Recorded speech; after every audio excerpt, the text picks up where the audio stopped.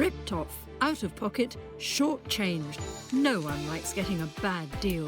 But knowing who to trust can be tough. None of these people can help. They all pass me on. So when your money is under threat and you think you've lost out, Rip-Off Britain is here to help. We'll be investigating the companies that you say are letting you down. My life was in the balance. Where was their compassion? And we'll be taking on the scammers that are causing you heartache and misery. I felt sick. I knew I'd been scammed. So whether it's a mistake that's left you out of pocket or a blatant rip-off, we're here to help you find out what you can do about it. This is Rip-Off Britain. Hello and a very warm welcome to Rip-Off Britain, setting some of the best consumer brains to work, investigating the mysteries that have left you out of pocket and, I should think, out of patience. And we've got a cracker of a mystery at the heart of today's programme. More than £12,000 went missing overnight from one woman's bank account. But when she asked the bank for help, the bank said it was certain that she was responsible for it. The only problem was she was asleep when the money was moved. And I just said to them, you know, why would I do this? I said, especially at 5 o'clock in the morning. That's my pension. I've worked 44 years as a nurse. Why would I do that? Well, we got digging into the facts of the case and we solved the mystery. And believe you me, the truth is much more incredible, not to mention more terrifying, than anything you could ever expect. Plus, second-hand scams. If you're in the market for a vintage bargain or you're selling something of your own, then beware of scammers lying in wait. Getting it wrong cost this woman hundreds of pounds. I felt physically sick. I realised at that point that obviously someone out there had taken my money from me. It was a really horrible feeling. And we'll have a crash course in how to spot the scammers in disguise later on.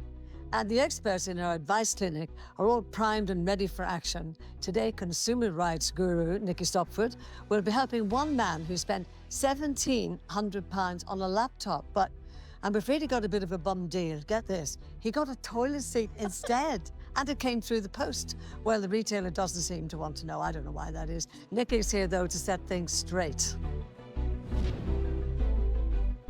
But first today, among the thousands of emails and letters that we get each year, there are some that, for whatever reason, really do grab the interest of our team. Now, last August, one such email landed in our inbox, and it kicked off one of the most extraordinary investigations that we have ever conducted. While you sleep, before the day has even begun, the scammers have already started. And in your unwitting slumber, they could be stealing your money. Coffee, Steve? Liz Nolan and husband Steve live in Fleetwood in Lancashire. As a qualified nurse, Liz has worked 44 years for the NHS. I'm semi-retired. Now I just work 12 and a half hours a week. The pension was very good. You know, we could go on holiday. If we needed anything for the house, we could just get that. But in August 2023, a routine trip to the cash machine turned that financial stability upside down. I was going to have my hair done, so I went to withdraw the money and it wouldn't register my card for some reason. So I did it again and it wouldn't give me any money. So that was when I went onto my online banking and noticed that my bank account was, the ISA account was empty, and there was £68 left in the current account. More than £12,000 was missing from Liz's Barclays account, the couple's entire life savings. It was like my whole world just dropped out of my legs. You know, it was, I don't know how I felt. I was shaking. I was a mess, to be fair. Liz called Steve, who got in touch with Barclays, and was told that almost all their money had been transferred into an account that Liz held with the online money platform Revolut. But with the Revolut app seemingly not working, Liz desperately called Barclays to see if there was anything it could do. They asked me lots of questions about what had happened, when it had happened, how it had happened. They then went quiet on the phone, said they'd come back. When Barclays did come back, it told her the money had been moved to her Revolut account using her phone and her password at around 5 a.m. that morning. Liz, however, knew that that simply could not be the case. And I just said, well, it wasn't me. I was actually in bed asleep. And, you know, there was no notifications to say that these transactions had taken place. There was nothing on my phone to say that that money had been taken out of my account. Desperate to access her Revolut account, Liz tried the app on a different device and finally managed to log in. But I'm afraid the missing money wasn't there. You could see all the transactions that had taken place from my Barclays into the Revolut, and then from my Revolut, it was transferred into a Binance, which I didn't have a clue what Binance was. And these were in transactions of less than £1,000 each. They also sent £4,000 to somebody abroad. Binance is a platform for trading cryptocurrency. Once the money had been spent there, it would become virtually impossible to trace. When Liz queried all of this with Revolut, just like Barclays, it said the money had been moved using her login details in her Revolut app on her phone. And no amount of pleas and arguments would make them change their minds. I felt quite upset at the fact that they thought that it was me that had done it. And I just said to them, you know, why would I do this? I said, especially at 5 o'clock in the morning. That's my pension. I've worked 44 years as a nurse. Why would I do that? And then I would get upset, and then they'd just say, don't get upset. And I'd say, well, I am. How can I not be upset when somebody's just taken all my life savings out of my account? I was such a mess. I wasn't sleeping. I didn't know what I was doing. I went to work, and I don't know how I did it. I really don't. With both Barclays and Revolut adamant that Liz's phone had been used to move the money, Liz's attention turned straight to her handset and some recent unusual behaviour. The week before it all happened, my screen on my phone was strange. It wouldn't let me bring down from the top all of the notifications. So I tried to turn it on and off, and it wouldn't let me do that. I then tried to go back to factory settings, and when I went into the setting, click on it, it wouldn't let me do it. The strange activity led her to go through her apps. I noticed this one, and I don't recollect downloading this app at all, which I found quite suspicious, so I tried to get onto it. The screen would flash, and then it would disappear. I tried to delete it, and again, the same thing happened. It would flash and then go back to the screen, so I wasn't able to open it or delete it at all.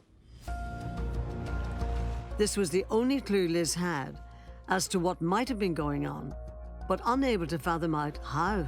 Liz and Steve wrote to us to see if we could help, and we got cybersecurity expert Ken Monroe on the case. What we do is we look at the breadcrumbs of data and information left on that phone, and hopefully we can find out what went wrong. It would mean the world to me if you could get to the bottom of how it's happened. We can't promise, but we can have a good go and see what we can find. That's brilliant. Challenge accepted. We whizzed Liz's phone 200 miles from Fleetwood to Ken's lab in Buckinghamshire to run a thorough examination. And the results are astonishing. Ken's forensic report confirms that app is responsible for all of this. It's an application that's dressed up like a PDF reader, and that's what was stopping your phone doing what you wanted it to do. It recorded Liz's screen and everything she had typed, sending passwords and login details to the scammers. The app also overrode any attempts to deactivate it or turn off the phone. And perhaps most shockingly of all, It's configured to be able to copy the logins from lots and lots of different banking websites. that's right. It could open Liz's banking apps, transfer the money, check and even delete any notifications or security messages, all in the background. So even if Liz was holding the phone when it happened, she would have been none the wiser. It's got right into your phone, so it's taken control of quite a few bits of your phone, so you can't control it fully. Oh, my goodness. I feel relieved now that somebody's actually taken on board what I've said about my phone because I felt like nobody was believing what I was saying. So to be believed, and for then somebody like yourself to look into my phone and find something on it makes me feel a little bit better. Well, I don't know about you, but I am absolutely appalled by the sophistication of that particular scam. So to tell us more about exactly what he found on Liz's phone and how he found it, Ken is actually here with us in the studio. Ken, I've read your report and it really did blow my mind. So just tell me how it was from start to finish. What was the process by which these scammers were able to, A, get access to her phone, not let her know they'd got it, and steal all that money? Well, we've got Liz's phone here. We had a really good look at it. What we discovered at some point, Liz had probably clicked a link, maybe on a website, maybe in a text message, and that had installed a rogue app onto her phone. Something that would have looked innocuous. Yeah, and then she clicked it at some point, and it's convinced her to give it additional access. And at that point, it got its hooks into the phone. At that point, it could start to grab her banking passwords as she typed them in.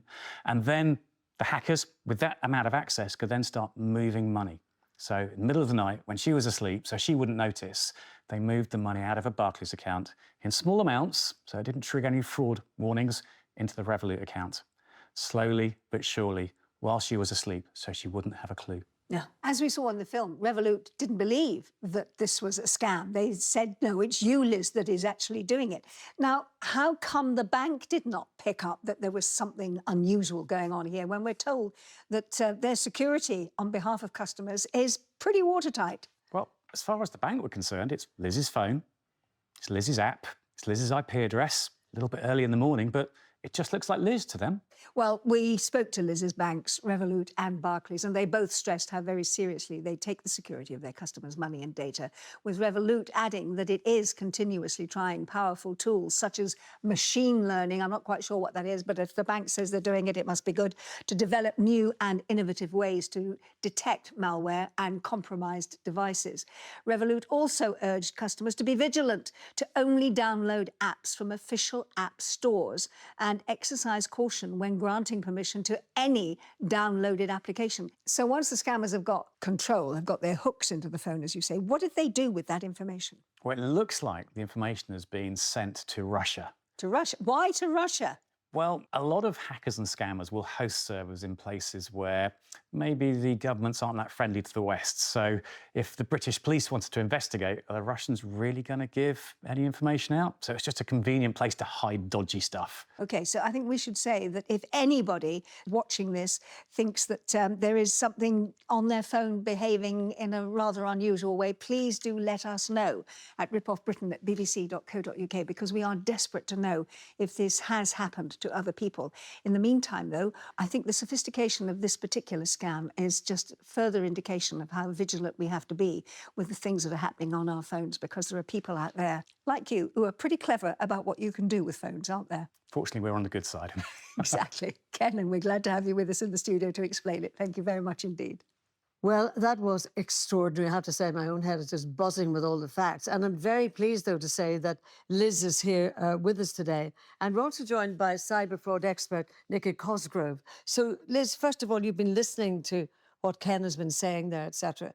Now that you look back on everything, do you find it really hard to believe that all of that happened because of one app? Very. It just blew my mind that all that was happening. I knew that something was going on with my phone, but wasn't sure what. And then obviously when it all happened, I couldn't speak to anybody without crying. I was angry that the fact that that has happened. But it was the emotional aspect of it all for quite a while afterwards as well. It wasn't just, you know, for a couple of days or whatever. It was for, well, even now sometimes talking about it will bring all the emotion back up. Of course, you can't forget that anguish that quickly. But at this point, actually, Liz knows that we've shared all of Ken's findings with her bank, which is a Revolut. And it told us that in light of that insight, it can now see that criminals compromised her phone to commit account takeover fraud.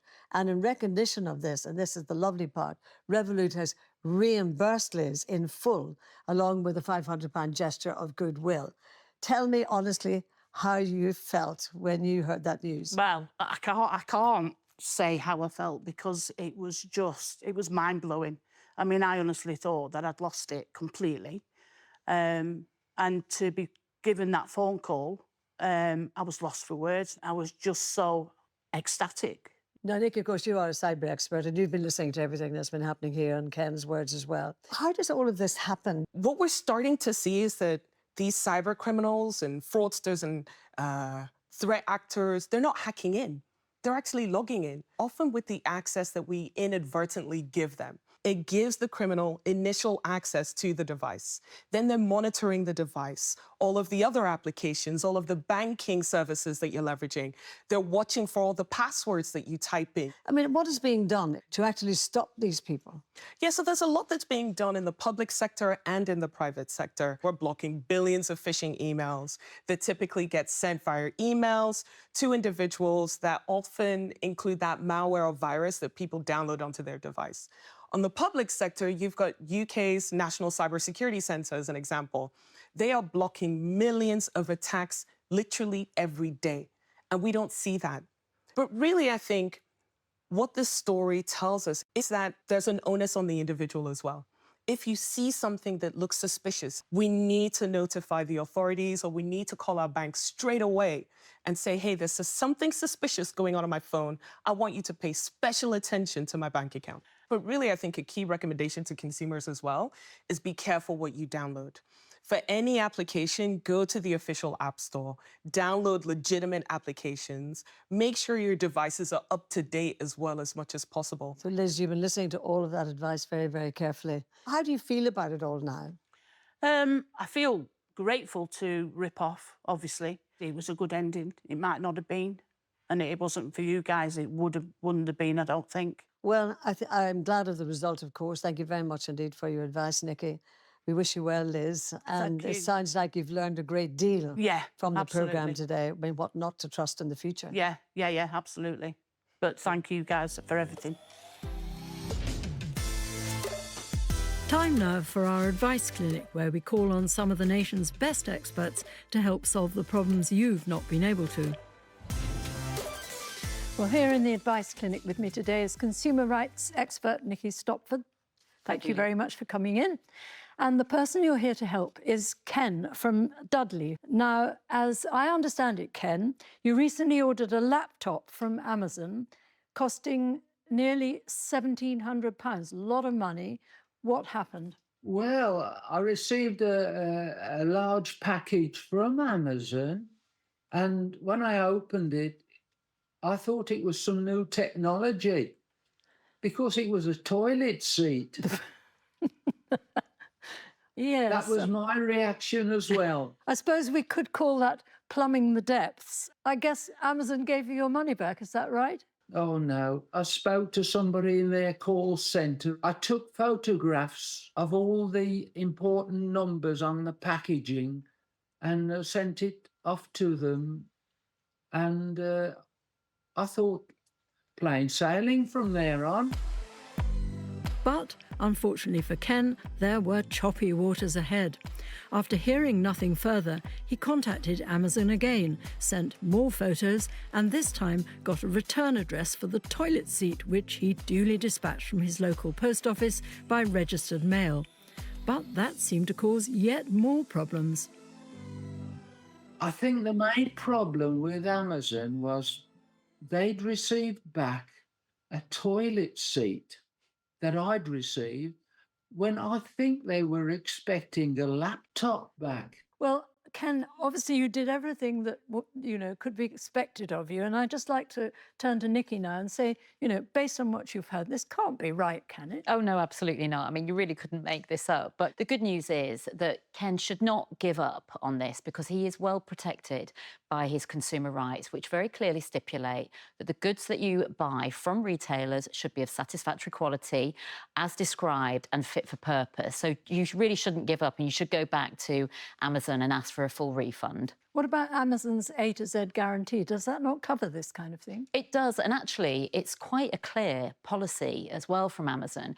It says that if the goods you received aren't what you ordered, then you should be eligible for a full refund. So if you go into your account and you navigate to the refunds and returns and you click on that and then you take the list that's put in front of you, and there should be an option there which is to return faulty goods. We often hear sort of slightly troubling questions raised by retailers that the person who's making the claim is actually telling lies. I mean, what can you do to make sure you can really prove your case? Yeah, well, gather as much evidence as you can. And it sounds like Ken has done just that, taking lots of photographs. And even you could go back to the retailer as well and ask them for the evidence that they have, that the item that you ordered was in fact delivered. In general, about other retailers, what should you do if you receive the incorrect item? Well, you will always be eligible for a refund. So you'll have up to 30 days to claim that if a wrong item was sent from the date that the item was delivered. But you should also think about the way you paid for the item as well. So, Ken, how did you pay for your laptop? By credit card. That's really good news, actually, because you do get extra protection if you pay for anything over £100 by credit card. So, Ken, if you don't have any luck with Amazon, then you can fall back on that in terms of getting your refund. Well, Ken, we spoke to Amazon about this, and it told us that it works hard to protect customers and has systems in place to detect suspicious behaviour, and it's sorry your experience didn't meet the high standard it expects. And since all that, I know, Ken, because a little bird has told me that Amazon has been in touch with you to say sorry and, of course, issue a full refund, which must come as something of a relief. And that's the last of the lavatory jokes, I promise.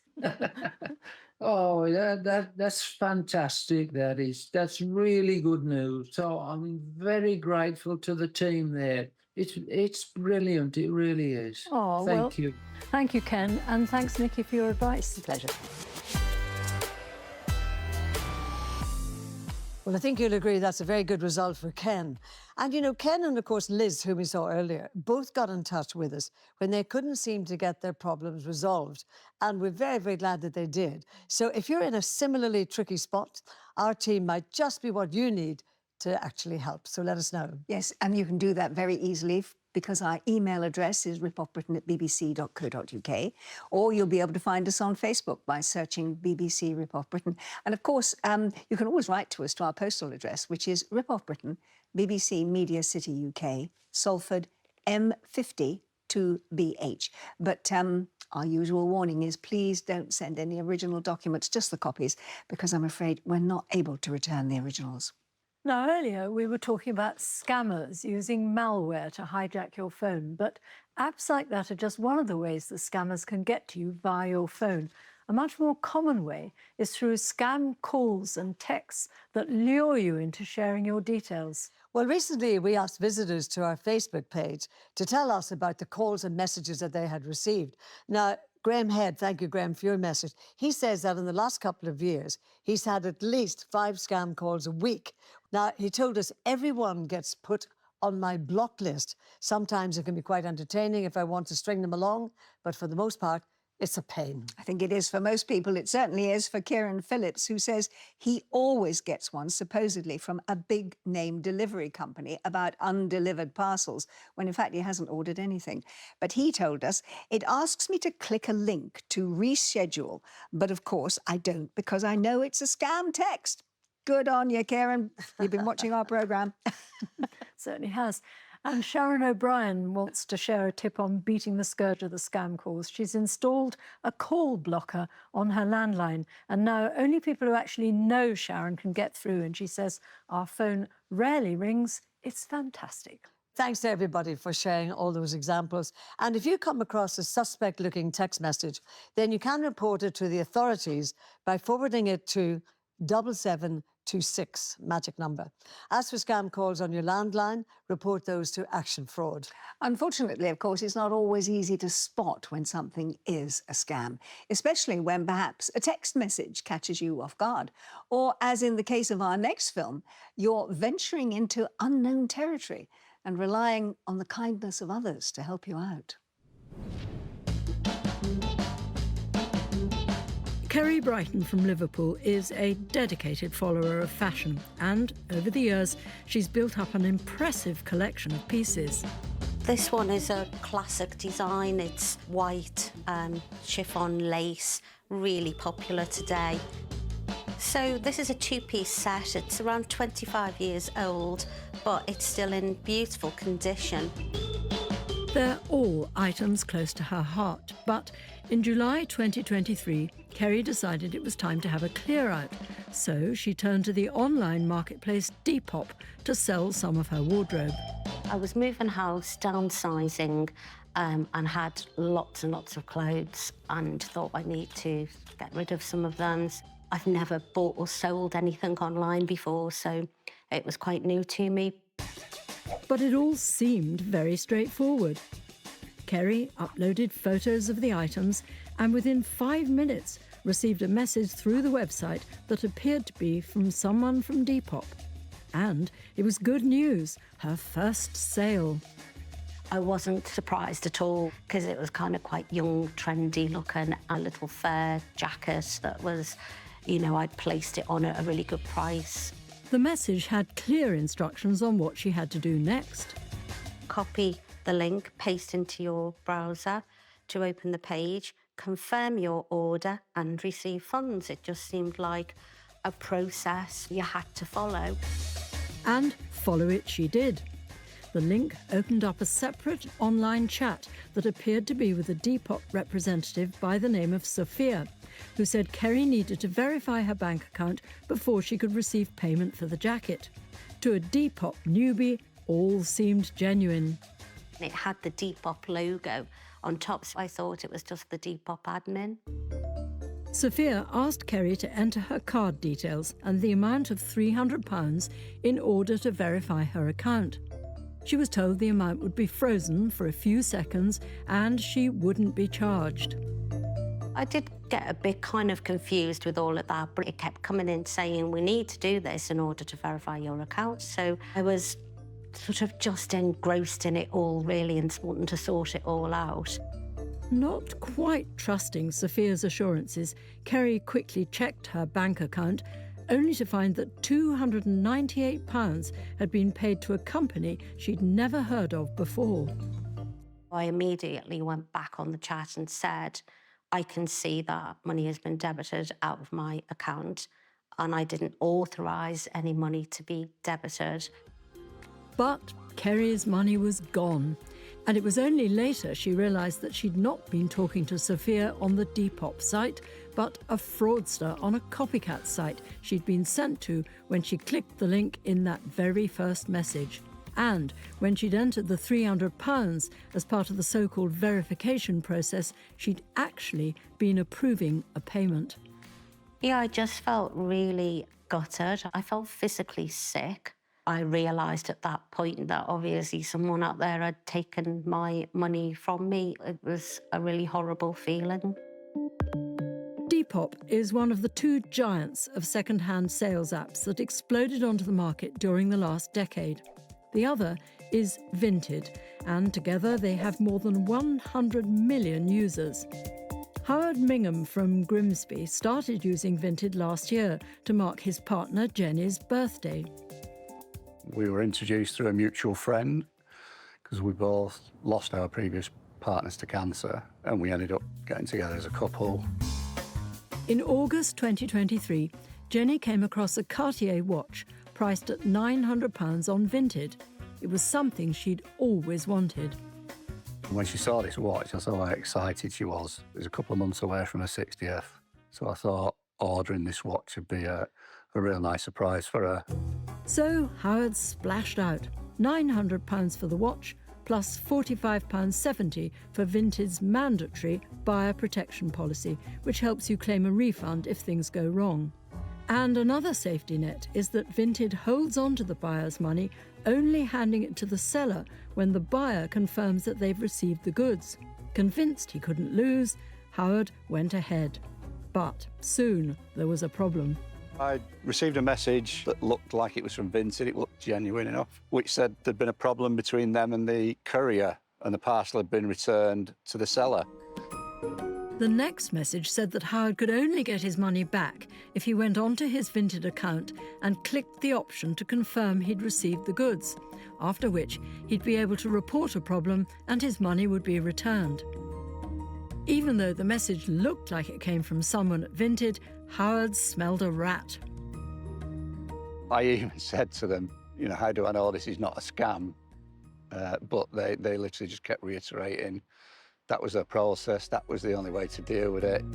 A message to the seller reassured him that everything was okay, so Howard clicked to say he'd received the watch. It then said, that's all sorted, the order's suspended, all you need to do now is click the resolved button, because we've resolved it, and the refund will be issued and you'll get that refund within 48 hours. Basically, as soon as I clicked on the resolve button, I noticed that the order had changed to completed. The option to ask for a refund never popped up. Howard realised something was badly amiss.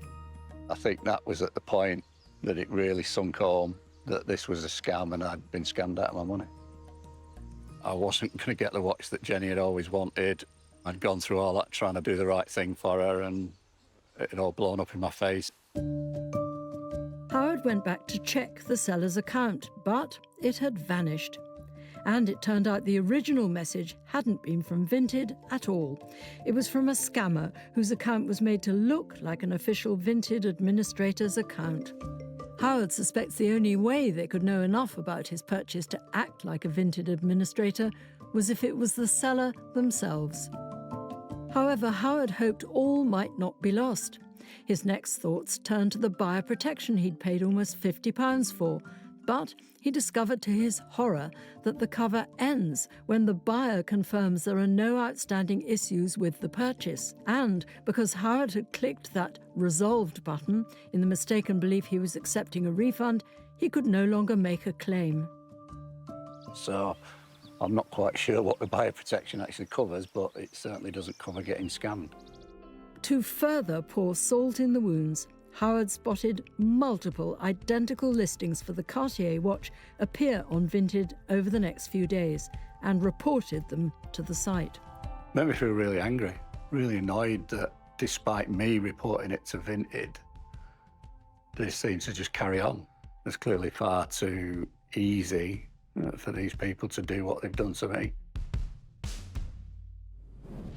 Well, when we spoke to Vinted, it told us it was sorry that Howard was the victim of a scam on its platform and that he didn't receive the level of support it would like. But after we got in touch, Vinted looked into the case again and has now refunded Howard in full, and they've taken action against the seller. Well, I think that's a really good result. Now, Vinted also said it works hard to improve safety for users and its ability to identify and respond to scams. It said users are given advice on how to spot spoof messages, but they can get in touch with Vinted at any time if they're concerned about their transactions. Meanwhile, Depop told us it is constantly working to evolve its safety features, adding that it uses a wide range of measures to block scams. Depop says its in-app payment system is specifically designed to keep users safe and is the only way that Depop will ever take payment. However, scammers are using increasingly sophisticated ways to lure their targets away from the Depop app. Well, Depop also told us it explicitly warns users not to make transactions outside the app or to share personal information with other users. It added that people should be very, very wary about following links to other sites and urged them to report any suspicious behaviour via its app. And Nikki Cosgrove is here again to tackle this one with me. Nikki, now look, Depop and Vinted are huge names, obviously, and millions of people use them. And we've just heard how hard they say they work to keep their platforms safe. But is that really possible with the sheer scale that they're operating on now? Yeah, well, Julia, I think with the scale of these operations, the popularity, the global reach that these online marketplaces and platforms have today, and it's ever increasing, it becomes more difficult for them to identify potential malicious or hazardous content and scam content. And they've got security controls in place to try and identify indicators of dodginess. But what we're finding is with the volume of transactions that are taking place, with the number of messages that are taking place, and And often with messages that go outside of the platform as well, it's increasingly difficult for them to keep on top of it. So users have to be really, really alert when they're communicating with other users. And if you take Kerry first, what did she do wrong? What did she miss? So unfortunately, what she didn't do wrong, but she couldn't control, was that she was a new user. And I think this is what the criminals are especially paying attention to. Those that don't really understand the platform, they're new to it. In addition, she was being lured away. So they send her a message, and I think we can see an example in this screenshot here. They send her messages saying, "We've just made a purchase. We'd like to pay for this purchase. We just need you to open this link so that we can fully confirm this transaction." And a key indicator here is that they're trying to take her away from the Depop platform into something else that isn't controlled with the security controls within Depop. This is an industry-wide problem, whether it's Depop, Vinted, Facebook Marketplace, Gumtree even. You want to stay within the platform, communicate within the platform, really understand the guardrails within which you need to confine yourself so that you can be more safe online. Well, if you look on about Howard's case, he was not actually lured out of the app, was he? No, not at all. So Howard's case is really interesting because he stayed within the application, but in his case, the seller was pretending to be Vinted. The seller was saying, "Hey, you've bought this thing, we want to ship it," but then he gets a message that looks like it's coming from Vinted. We can see it in this screenshot here. It says, "We'd like to send this, but there's a problem here. To rectify the problem, we need you to just accept and say that you received the goods so that you can get your refund." But in reality, what we believe is that the criminal was pretending to be the supplier, the seller, and Vinted as well, bombarding him with messages to get him to click. We know the scammers operate on the platforms and the companies also know it. So how do we stay safe? If there's somebody online and it looks like they've been online for a short amount of time on this platform, they don't have any reviews, they've not sold anything in the past, beware. If it looks like this individual's trying to take you out of the platform, sending you links, telling you to click, beware. And if they're rushing you, trying to push you to send money straight away, make this payment straight away, fast, fast, fast, trying to get you to rush, really beware. And fundamentally, just be cautious when you're engaging online. I love those three bewares. Nikki, thank you very much indeed. Thanks so much. Now back to the Advice Clinic, where our experts are here to help you with your consumer conundrums. Well, Nikki Stopford is back in the Advice Clinic for the second time today. And Nikki, instead of looking at emails, I'm diving into our post bag. Now, this little pile on the table here is just a small proportion of the thousands of letters that we do get over the year. And I'm going to start with one from Shirley Tovey. And it's rather appropriate because she's got a problem with the post. She says that her sister was going to lend her a lovely silk dress for a holiday, and she posted it to Shirley using a first-class stamp. Didn't arrive before the trip, and when Shirley got home, the envelope was there, but there was no dress inside. She sent a photograph to the Royal Mail to prove that there was damage and nothing delivered. They asked for a receipt, which her sister couldn't give because she'd bought the dress sometime before in Greece. And the only compensation she's had is a book of stamps worth 10 quid, which seems a bit meagre, doesn't it? What are her options here? Yeah, absolutely. So if your mail is sent and it's lost, delayed or damaged, then you can claim compensation from Royal Mail. And essentially, I mean, Shirley's experienced all of these things, and what she has is from 11 days after the parcel was posted up to 80 days to claim for some compensation. Now, the level of compensation you'll get will depend on how it was posted. So posting first class, you get a minimum compensation of up to £20 for the value of the item. If you post by special delivery, signed delivery or tracked post, then you will get a higher level of compensation, but it does depend on that. Well, Royal Mail told us that even though Shirley wasn't able to provide evidence of the value of the dress, it did agree to give her a goodwill gesture of £50. Great news. Now, this is a letter that absolutely intrigues me. It's from Gillian Hurl from Halifax. She said that she's got power of attorney in place for one of her neighbours, And there is one direct debit that Gillian cannot cancel. It's for home appliance cover, covering all sorts of things in the house, including a cooker, which she hasn't even got. Yeah. She's been trying to cancel this, but the company keep asking for money. What can Gillian do to stop the money going out? And I've got the letter here, and it tots up to nearly £400 for this. Yeah, this sounds really shocking. It sounds like extended cover was at some point taken out to cover appliances, with things going wrong for appliances, and it's just auto-renewed and auto-renewed.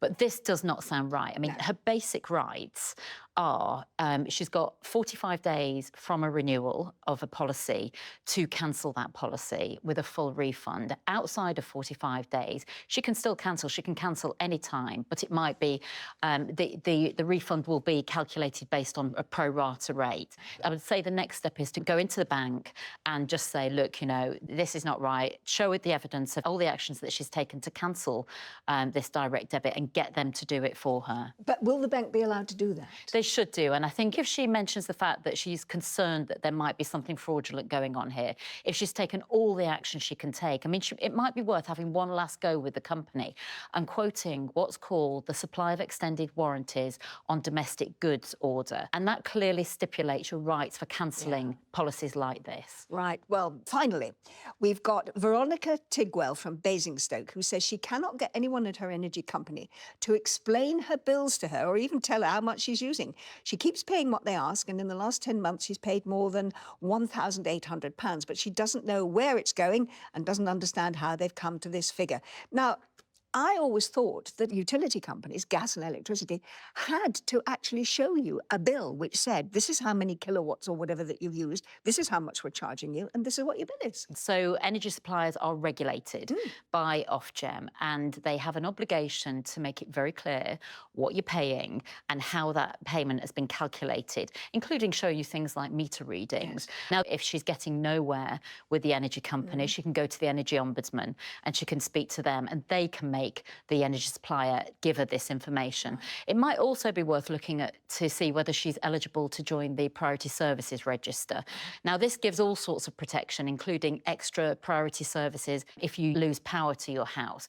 But it also includes free meter readings on a regular basis and accessible information about how your bills are worked out. She can either go directly to her energy supplier and ask them to put her on the Priority Service Register, or if she doesn't trust that that will actually then happen, she can go direct to the Priority Service Register, and she can do that via psr.co.uk. Nikki, that's all fantastic advice, thank you. And I tell you what, it does make you wonder what else is lurking in that pile of letters. So please, viewers, do send us your letters, because as we always say, we love getting them. And look, we can look through them and hopefully come up with a solution for you. And the address to send them to is Rippon, Britain, BBC Media City, UK, Salford, M50 2BH. It's just one of many ways that you can get in touch. Well, if like any of those people you've got an issue you'd like our help with, do send it in. The email address once again is ripoffbritain@bbc.co.uk, on which note I'm afraid to say we are out of time for today. Remember, you can always catch up on anything that you've missed from today, or indeed dozens of other episodes of Rip Off Britain, and you'll find that on BBC iPlayer. And we're going to be back again very soon to investigate more of your stories. But until then, thank you so much for joining us today. And from everyone here on the Rip Off Britain team, you have a great day now. Bye-bye. Bye-bye. Bye.